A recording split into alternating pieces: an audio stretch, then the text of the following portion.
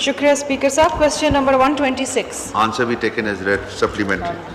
Sir, ये जो ML1 project है ये इंतहाई अहम और सबसे ज़्यादा क्रिटिकल प्रोजेक्ट है CPEC का सर।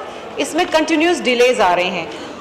हुकूमत इस वक्त भी जवाब में बता रही है कि ये प्रोजेक्ट का जो फ़ेज़ 1 है ये एक्निक से अप्रूव हुआ था जुलाई 2024 के अंदर, और जो फाइनेंसिंग कमिटमेंट एग्रीमेंट था वो चाइना के साथ शेयर कर दिया गया, लेकिन वहाँ से अभी तक कोई फॉर्मल जवाब नहीं आया।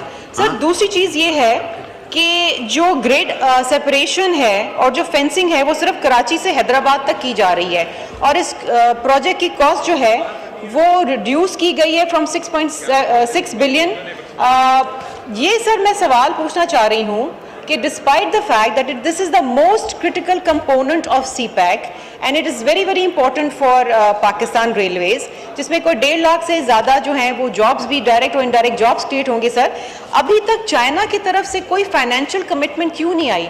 आखिरकार क्या ऐसी वजूहत है कि चाइना अपना वर्किंग ग्रुप भी नहीं भेज रहा, फाइनेंशियल कमिटमेंट भी नहीं दे रहा, जबकि पाकिस्तान के हवाले से तमाम चीज़ें जो हैं फॉर्मेलिटीज़ पूरी हो चुकी हैं? जी शुक्रिया। अवैसी साहब का माइक खोलें। मोहम्मद उस्मान अवैसी। बिस्मिल्लाहिर्रहमानिर्रहीम।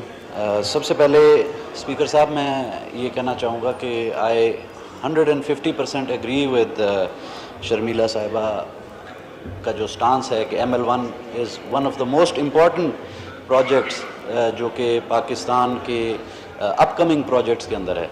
तो आई टोटली एग्री कि it will have a huge impact on our economy, it will have a huge impact in terms of our GDP। लेकिन जो उनके सवाल थे उनके बारे में मैं थोड़ा सा जवाब देना चाहूँगा। एक उनका था कि why is there a delay coming in China की तरफ से।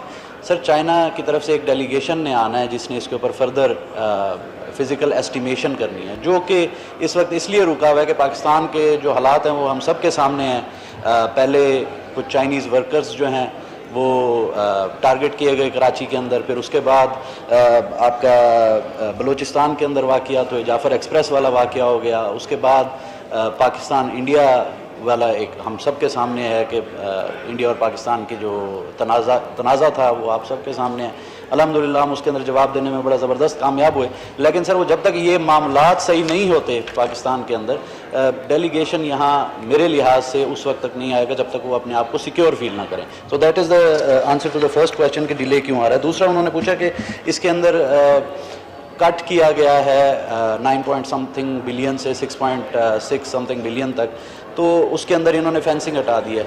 तो उसके अंदर मैं सबसे पहले तो ये बताना चाहूँगा कि हमने कोशिश की है कि इसके जो operationally the trains will still be able to run at 160, but yes I agree कि fencing ना होने की वजह से we won't be able to go all the way up to 160, but down the road इंशाअल्लाह ताला हम इसके ऊपर फर्दर एक प्रोजेक्ट करके ये फेंसिंग करके 160 तक ले जाएंगे। तो कैपेसिटी हम बिल्ड कर चुके होंगे 160 की, बाकी फेंसिंग वगैरह और लेवल क्रॉसिंग्स को जो हमने सही करना है, ब्रिजेस बनानी है, वो down the lane next phases के अंदर करके हम इसको 160 तक ले जाएंगे सर। Thank you.